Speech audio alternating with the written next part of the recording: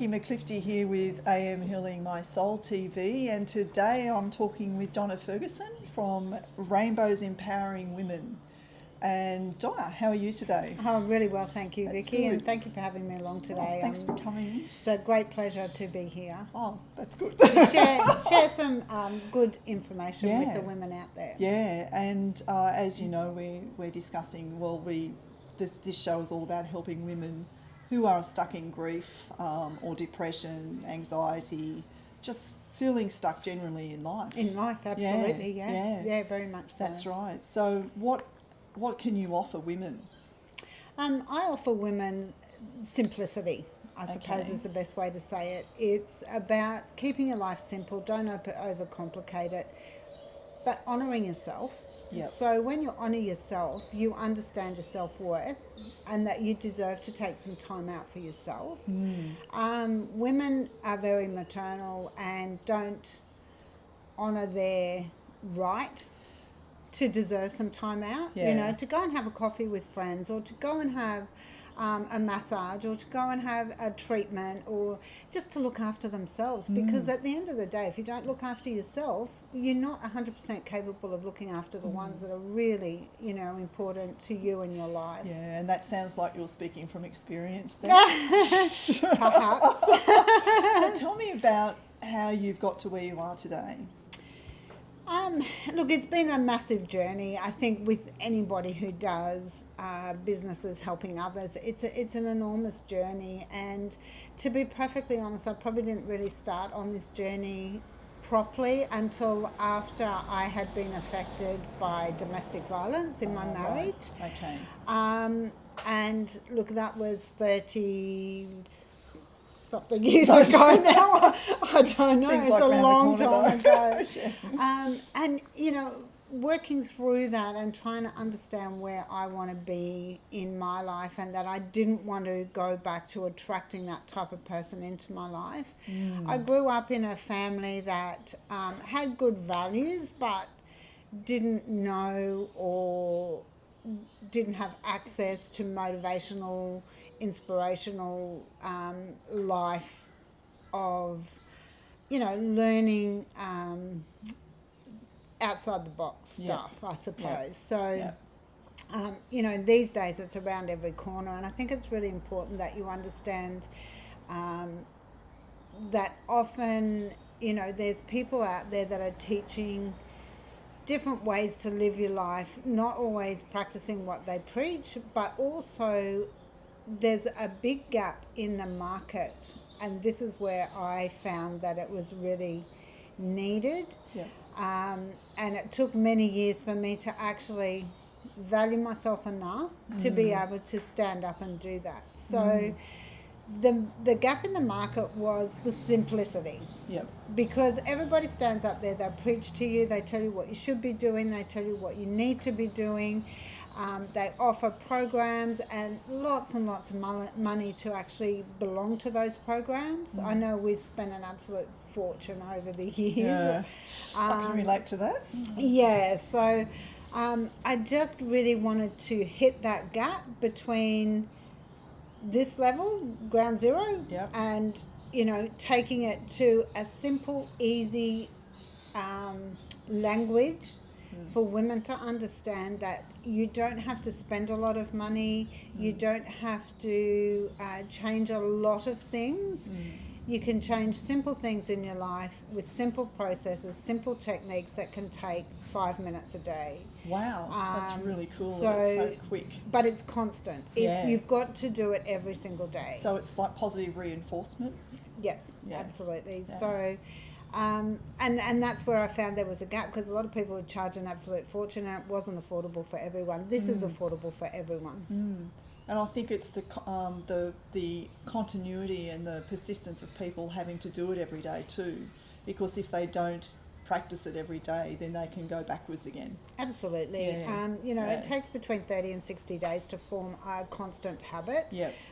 It's very easy to pick up bad habits, and it's hard to lose those bad habits. So You know, to constantly do something on a daily basis for 30 to 60 days, it becomes so natural and you don't even think about what you're doing anymore. It just, you know, I know when I first started doing this stuff, it was just, you know, you get to a point where you just wake up, you're doing stuff and you're halfway through it and you're like, oh, you know, it's like sleeping, it's like breathing, it's, you know, but it's also touching on all those things as well, you know, making sure that you get enough and do things properly to enhance your life. Yeah. Do you think it's important that people know, though, that it's not a like an instant fix for their lives, that it does take this time, this process to actually do it? They certainly do when they've been to one of my programs. Yeah, okay. And this is the thing, everybody wants an instant fix. Yeah. They want a pill to take to be fixed and, you know, That's be not in gonna the... happen. No, it never happens. And you know what? I'm not about quick fixes. I want you to be better for the rest of your life, not just for 5 minutes in my room or, you know, for a week after an event. I want you to actually manage your life and be well worth and deserved of a good life with good values and good thoughts and good language and good relationships, you know, not just intimate relationships but business and professional relationships as well for the rest of your life. And pass that on to your children. Yeah, definitely. So how long do you think it took you to sort of get out of that bad place to where you are now? Good question. And admittedly a lot longer than I thought it would. Because I was a bit half-hearted about how it all worked, and it was an experimental thing for me, and I've got to a stage now where my processes are very rapid. You know, we can release emotional blockages from way back when I've even done it for people who are actually in the womb still. So, you know, we can release blockages from so long ago. And so far back in your life in a half-hour process. Wow, that's amazing. So, you know, it can happen. It depends on the customer as well.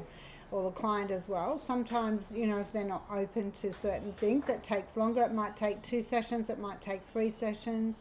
But we work on a lot of this simple, more general stuff in the workshops that we do. Right. So, Donna, how would our listeners start to make a difference in their everyday lives? Simple techniques, and it's, you know, about your thought process. It's about the language that you use, and let's face it, whether you're saying something out loud or in your own mind, somebody's always listening. So be very careful about the language that you use, and, you know, I'm really a big push on language in my workshops, and I find it really quite amusing when I sit and listen to people's conversations that they're having with me, and I'm just like, well, you know, I can see why. Well, it's a bit like, because I study the law of attraction, so it's very much like that. As to what you put out in the universe, it's going to come back. So if they're talking negative all the time, then all this negative energy is going to come their way, and then if they're positive, then that'll open up their whole life to a whole lot of different possibilities, and you know, their life will change for the better if they're being more positive. Absolutely. And you know, we all know that it's whatever you focus on. So even if you're focusing on not wanting more bills with the law of attraction, what's going to be in your letterbox every day? It's going to be bills, because your focus is about the bills. But with mine, it's while I'm very much about putting it out to the universe, and, you know, encourage and taking the action steps is so important. It doesn't just come to you. You've actually got to work for it. But you know, I think also it's the way you ask for things, or the way you put your energy out there, or the way that you put your energy in a room. I've just come from an amazing experience, good and bad. It wasn't a pleasant experience, but it was a good experience where, you know, this lady has connected with me, and she has just said to me from day one, when you walked into the room, you had this beautiful energy about you, and there's no wonder that everybody was kind of coming towards you and wanting you to be our spokesperson. So, you know, it's just things like that. It's about how you hold yourself, how you listen, I think is really important too. Like, it's not always about speaking. What did you say? That's the one. Yeah, and they have that vague look across their face and you think they're not actually listening to No, you. that's right. And hey, I've been guilty of that too in the past. I think we all are, but I think it's just learning how to tune in and actually, so it becomes second nature that you actually are listening to that person, because when someone is going through grief and depression, someone that you know, like just be able to tune in with them and just sit with them and just hear. They don't have to say anything. You can, it's like telepathy. Yeah. And then they will get it from you because they know that you're tuning into them. That's it. And it's very important to support them, you know. Yeah, very much so. Yeah. And I think also, you know, it gives you an opportunity doing what we do to open a question up for them to actually ask themselves. It's not even about asking them a question to get an answer. It's That's about giving them a thought line to work through. Yep. In a different way when they're in their own space. Yeah, so do you think this would be beneficial for someone who is going through grief in the early stages, or would they need to be at that stage where they're ready to move forward in their life? Like how do you feel about that? Look, I know there are specialist grief counsellors out there. I've got a very good friend who's a grief counsellor, and you know, they do amazing work. And I think it's like anybody. If you go to a psychologist or a psychiatrist, there's only so much they can do for you. A grief counsellor, again, but that's more about you being open to actually releasing those negative grieving emotions that you've got. In some instances, if it's been from a long time ago and you've suppressed that grief, it's definitely something we can work with, because the difference between those two is that when you suppress your emotions, your activity through the rest of your life, when you feel that same emotion, you're actually building on that already suppressed. So your layers are building up until you get to a point where, you know, you explode in some way. You know, it doesn't matter. Everybody has a different way of expressing. So, you know, I can tear back those layers fairly quickly on people as long as they're open to understanding and recognising those blockages. And, you know, like I said, I've got some women who are just open to, you know, losing those emotions in a 5-minute session, like into 5 minutes of a session, or a workshop, and others can take all day and really reflect and have it a few days later. So it's all about an individual. Yeah, and everyone understanding too that it's okay to be really upset and to cry. Absolutely. And to, you know, that they're not being judged in any way when they come to do the process, and that we're all going, you know, everyone's gone through some sort of grief in their life. Everybody has something in their life that they've gone through. So it's in a safe and it's a very closed environment. So, you know, there's no fear of any information being, and it's very confidential as well. So nothing that's done in the room, whether it's an event or a one-on-one session or a coaching session, they're all completely confidential. Do you have an online course as well, Donna? Not yet. That's something that's in the Not pipeline? Yet. I am working on some stuff, yes. Yeah, it's something that I'm working on too, and I think that that's important for the people that are in early stages of grief, because just through my own experience, I found that I didn't want to share with other people. I didn't want to go out in public for fear of just bawling my eyes out all the time. And there was really nothing there for me, which is why I'm doing this show. There was nothing there for me to actually help me other than read a book, and that's not the same. No, because same as me. Like I started it because there was nothing there when I needed it most. And you know, you've got to learn to adjust, and that's really challenging. It is. It's so challenging when there's no help out there for you at the time, or you're not aware of any help that might be there. And you feel so isolated, so alone in your own depression and grief, and that you're the only person on the earth that feels that way, and no one's going to understand you. Like I thought, I'm not going to talk to anyone. What would they know? And there's only so much that you can tell your family in certain instances as well. Like, death is probably slightly different. With domestic violence, there's some issues you just don't want to talk to your family about. Like they're really horrific and personal, and you know, it takes a lot to actually share that with takes a lot, and yet it's easier to share with a stranger than it is with, you know, your mother or your sister or your brother or your father, you know. So it's it is very different, and everybody deals with it differently. So it would be a private sort of hell, I would imagine, that what you go through can be very much so, because you lose all your friends. You know, you're slowly removed from everything you know. So it's I can't imagine what that would be like. It'd be terrible. It is. You know, we've got no phone contact, and we've got no friends, because you've lost all your friends, been removed from them, slowly removed from your family. So it is really tough, and when you need them most, and I can think, you know, off the top of my head, a Christmas that I didn't recognise myself in the mirror, so I certainly wasn't going to go and knock on my parents' door, because, you know, that was just, I'm not a selfish person. I didn't want to ruin everybody's Christmas. And so you wait. You know, I remember being in Canberra, and I went and sat out at the Cotter Dam, slept in the car for a couple of nights, and till I actually had the energy to drive back home.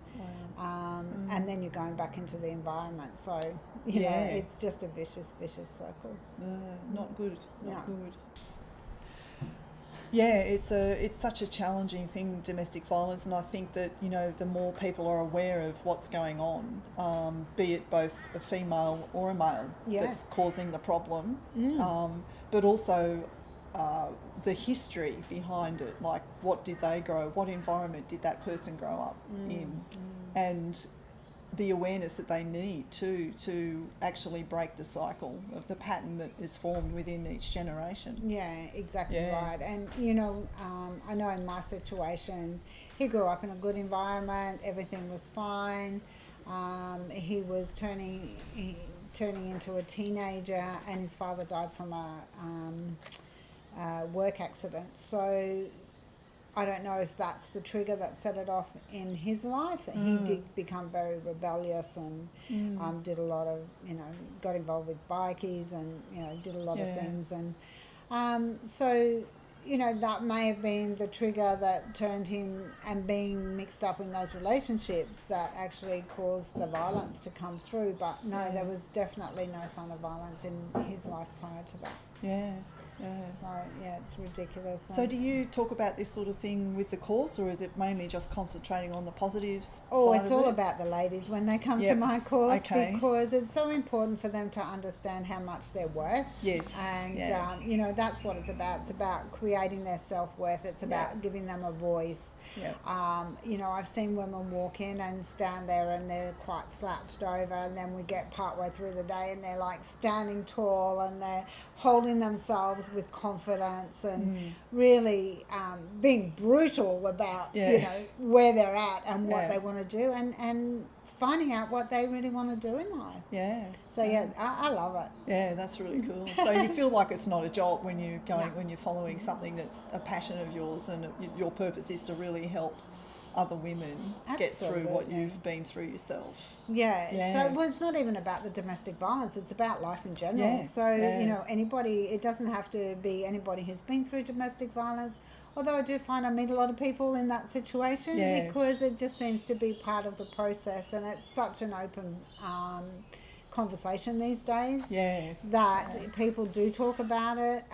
Some have been abused as children, some have you know, just circumstances have been different. They've been divorced a couple of times, or, you know, they had a bad separation. It's a mum who's suddenly got no children left at home, and she said, where do I go from here? So, you know, it's so open to whoever wants to. So they can rediscover who they are. Rediscover who they are, absolutely. Sometimes they discover something that they didn't even know they had. I have seen that happen many times. So it's and that's incredible. I had one lady said to me, I knew my goals when I walked in the door this morning. However, by morning tea, she's like, I knew what my goals were. They're not quite the same anymore. I don't know quite what they are at this point in time. So then by lunchtime, she's like, I know exactly where I'm going. So it just gives them clarity and direction. Oh, it's definitely what you need when you've gone through any sort of Anything anything in your life. So what can you offer now for women? Like, what courses have you got that you can offer now, Donna? So I do one day event, Okay. which really gets them started. Yep. And from there, then they can choose to come and do a 2-day event or some coaching one-on-one, Right. or some more in-depth sessions, which take a little bit more. I do have coaching programs, so there's so much more that they can get from that. And my book, Don't forget your of book. course, a copy of my book is always handed out to all. 7 Steps to Emotional Freedom, Mind, Body and Soul. That's right. It's a good book too. Thank you. So that's the actual one-day event that I do, 7 Steps to Emotional Freedom. So that's the event, less the processes, because the processes are very much in a controlled environment for the purpose of best effect. And the best releases. So it sounds really good. Something else I'll have to go to. All these things I've got to go to now to experience. Well, Vicki, I have another course on the 27th of this month, so you're more than welcome to come along. Thanks, Donna. Or you can go to my website and they're all up there too. Yeah, thanks so much for sharing all of that today. Thank you. And so how can people get in contact with you? Yeah, they can. I'm on Facebook, I'm on LinkedIn. Okay. Just under Rainbows Empowering Women on Facebook. Right. LinkedIn is through myself, so that's Donna Ferguson. And website rainbowsempoweringwomen.com. Okay. Email donna@rainbowsempoweringwomen.com. We'll post all of it Twitter. up on we'll post all of it up at the end of this too, so that everyone will be able to contact you. Perfect. Thanks so much for today, Donna. Thank It's you. been really good speaking with you, I'm looking I'm forward learning to new things all the time. Yeah, no, look, it's I think the biggest gem that I can leave everyone with is just keep it simple. Yeah. I think the biggest thing is everybody's overcomplicated life, and it really doesn't need to be. And when they see how simple these techniques are, they can do it anywhere, anytime. They can do it walking through the supermarket or, driving to work. Yeah. They're just going to go, wow, That's how come great. nobody else is teaching this stuff? Well, we're glad that you are. Thank you. Thanks again, Donna. Thank you. It's been a pleasure. Yeah.